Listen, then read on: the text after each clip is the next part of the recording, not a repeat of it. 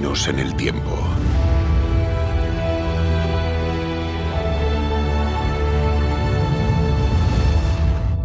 Una profecía del Antiguo Testamento predijo que el nacimiento del Mesías estaría asociado con un genocidio.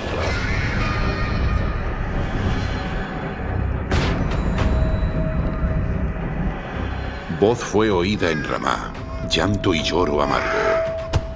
Raquel que lamenta por sus hijos y no quiso ser consolada acerca de sus hijos porque perecieron. Este violento intento de matar al niño Jesús forzó a sus padres a huir a Egipto por seguridad.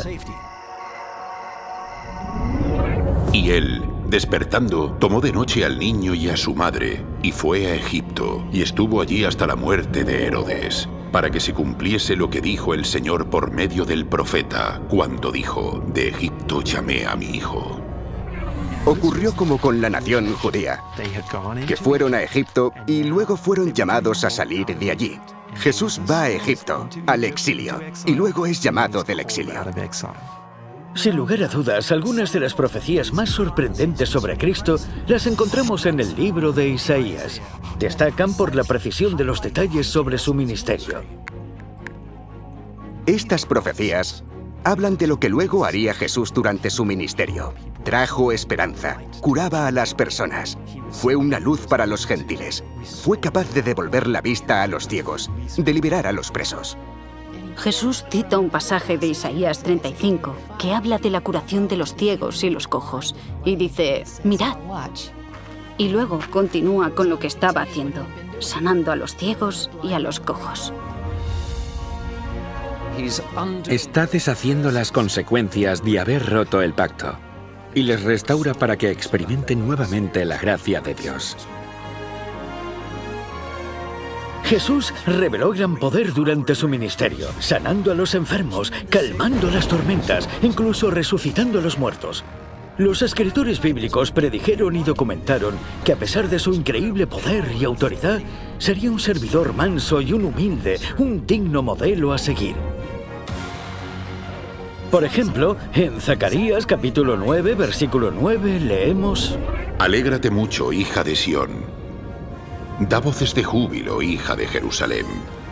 He aquí tu rey vendrá a ti, justo y salvador, humilde y cabalgando sobre un asno, sobre un pollino, hijo de asna.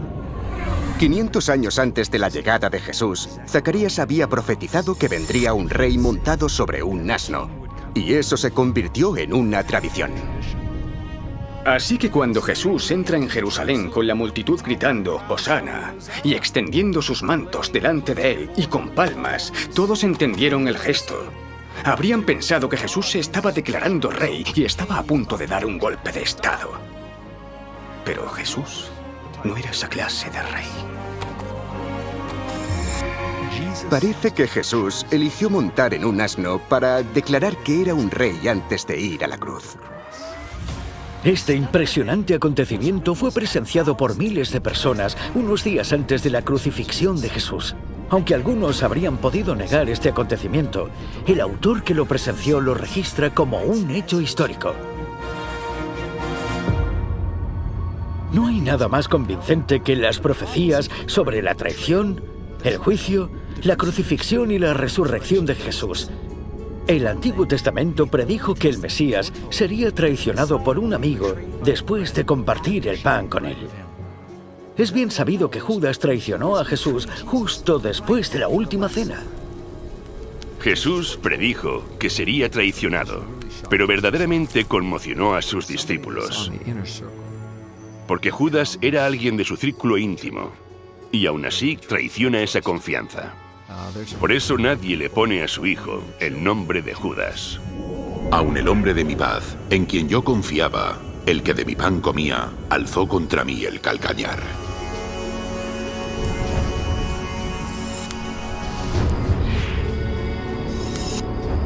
De hecho, el Antiguo Testamento predijo el precio exacto que se pagaría por traicionar al Mesías.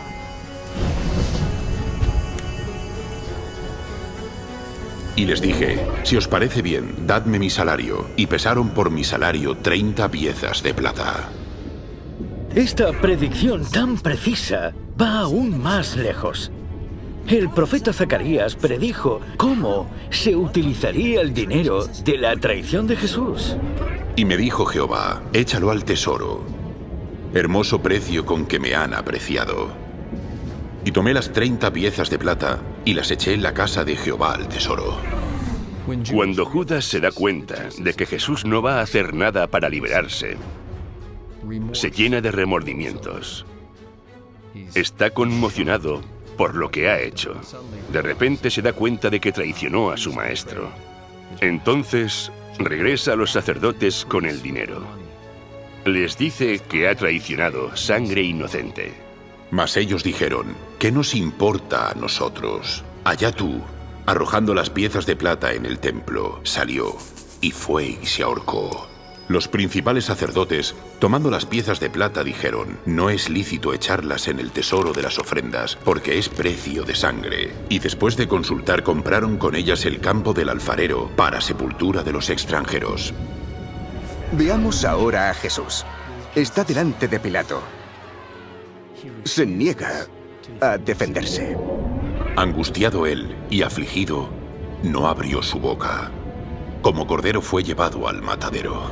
El autor del universo es ridiculizado, atormentado, y aún así permaneció en silencio, y esto sorprende a Pilato, el cínico romano. Para él es extraordinario, esto no se parece a nada que haya visto antes. Claramente, Jesús va a la cruz de forma voluntaria. Jesús sabe, al igual que los escritores de los evangelios, que su muerte es el cumplimiento del plan de salvación.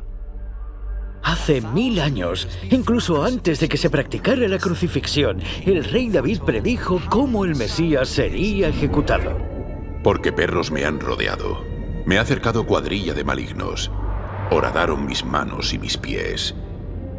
Repartieron entre sí mis vestidos y sobre mi ropa echaron suertes. Jesús está allí en la cruz y le rodeó un grupo que se burlaba de él con las mismas palabras que encontramos en el Salmo 22. Se describe cómo se repartirían la ropa. La intensidad del dolor es literalmente inimaginable. La cruz estaba diseñada para eso. Torturaban hasta la muerte. Si querían extinguir la fe cristiana, esta era la forma más eficaz. Lo extraordinario es que la cruz no fue el final del movimiento iniciado por Jesús. En realidad fue el comienzo. La buena noticia es que la tumba no pudo retener a Jesús. Tal y como ha quedado documentado en los 4 evangelios, durante 40 días después de su muerte, cientos de testigos pudieron ver, tocar y escuchar al hombre que había sido crucificado y sepultado. Cuando las mujeres dijeron que habían visto a Jesús, ellos dijeron, sí, seguro, no les creyeron. Una vez tras otra no les creyeron hasta que el mismo Jesús les dijo, mirad mis manos, aquí están las marcas de los clavos. Nadie más en la historia pretende haber resucitado de entre los muertos. Sabemos lo extraordinario que es porque cuando los primeros cristianos comenzaron a proclamarlo, la gente creía que era absurdo. ¿Por qué los discípulos harían una afirmación tan extravagante? Algo completamente desconocido, si no fuera cierto. Porque no dejarás mi alma en el Seol, ni permitirás que tu santo vea corrupción. Es sorprendente que incluso el historiador judío Flavio Josefo, en su famoso libro Antigüedades Judías, habla de la resurrección de Jesús y de su influencia en el pueblo.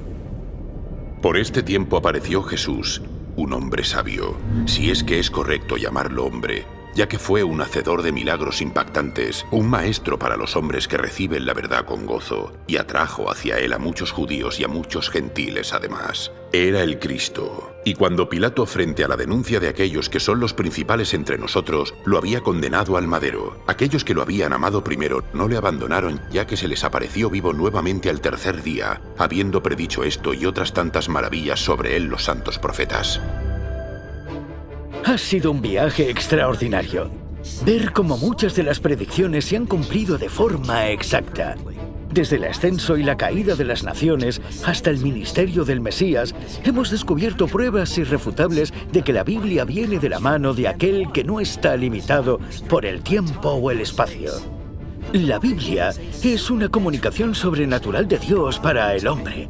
Pero, ¿por qué esto es tan importante? ¿Cómo nos afecta hoy a nosotros? ¿Tiene la Biblia algo que decir acerca de los tiempos caóticos que estamos viviendo? El libro de Daniel hace una predicción trascendente acerca de la gente de nuestro tiempo. Refiriéndose a los últimos días, el profeta escribió: Pero tú, Daniel, cierra las palabras y sella el libro hasta el tiempo del fin. Muchos correrán de aquí para allá y la ciencia se aumentará. No hace falta ser un experto para darse cuenta de que esto se ha cumplido en formas que ni siquiera Daniel nunca habría imaginado. En tan solo una generación, el conocimiento ha crecido exponencialmente, más allá de nuestra comprensión. En medicina, agricultura, transporte y electrónica digital. Imagínate tratar de explicar al profeta Daniel cómo hacer una búsqueda en Google desde el teléfono móvil. ¿Y qué hay sobre correr de aquí para allá? Después de más de 6.000 años viajando a caballo, las personas pueden ahora viajar en un avión a una velocidad vertiginosa por todo el mundo. Nuestra última profecía trata sobre una predicción realizada por Jesús mismo. Una semana antes de su crucifixión, Jesús predijo: Y será predicado este evangelio del reino en todo el mundo, para testimonio a todas las naciones, y entonces vendrá el fin. ¿Os imagináis la respuesta burlona de la gente que escuchó esta profecía tan atrevida? ¿Quién se creía Jesús que era? Aquí estaba este pobre carpintero sin educación que nació en un establo, que nunca había escrito un libro sin influencia política, prediciendo que sus enseñanzas darían la vuelta al mundo. Pero la segunda parte de esta profecía es aún más extraordinaria. Jesús dice, con toda convicción, que cuando su mensaje llegue a todo el mundo, entonces llegará el fin. Hoy en día hay cientos de satélites dando vueltas por el planeta, proporcionando una comunicación global casi instantánea. A través de la radio, la televisión e Internet, el Evangelio se transmite a todo el mundo. Antes hablamos del sueño de Nabucodonosor de Daniel 2, donde se describe una gran estatua en la que estaban representadas las potencias mundiales hasta nuestros días. Recordarás que al final del sueño, una enorme piedra que venía del cielo destruye la estatua y la hace añicos. ¿A quién representa esta piedra? ¿Y quién es ese gran poder que destruye la estatua? Es Jesucristo, la roca eterna. Toda la historia se dirige hacia el dramático final, cuando el Hijo de Dios regrese con poder y gloria. El cumplimiento de la profecía revela que casi hemos llegado al fin del tiempo. Tan solo queda una pregunta importante por responder. ¿Estás preparado para el evento más importante de la historia del mundo? ¿Estás listo para la venida de Jesús? Amigo, puedes estarlo. Porque de tal manera amó Dios al mundo, que ha dado a su Hijo unigénito, para que todo aquel que en Él cree no se pierda, mas tenga vida eterna. Acércate a Él en oración y pídele que perdone tus pecados y te salve. Él promete hacerlo. No necesitas tener un fin sin esperanza. Puedes tener una esperanza sin fin. Pero el momento es ahora. Hoy es el día. ¿Por qué no se lo pides en este momento?